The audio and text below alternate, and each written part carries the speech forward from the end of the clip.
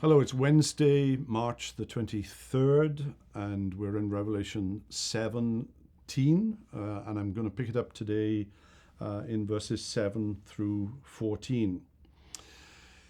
We've seen the picture of the great harlot, the prostitute, but she's sitting on a beast that has 7 heads and 10 horns, and it gets a little complicated. The beast, I think, is the henchman of Satan. And we read that he, in verse 7, the angel said to me, "Why do you marvel? I will tell you the mystery of the woman and of the beast with 7 heads and 10 horns that carries her. The beast that you saw was, is not, and is about to rise from the bottomless pit." In chapter 13, and the was and is not is a contrast, a dire contrast to the way that Jesus is described in the very opening chapter, that he was and is to come. And this is diametrically opposite. He was, but he is not.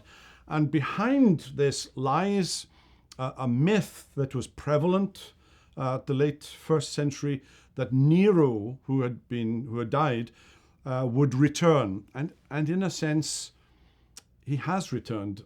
He has returned in the shape of Emperor Domitian, because Domitian is Nero Mark II, but he will ultimately go to perdition. In verse 9, we have 7 heads, which are likened to 7 mountains. Rome was built on 7 hills on which the woman sits. It is a city. It is Babylon. It is Rome. She is a harlot.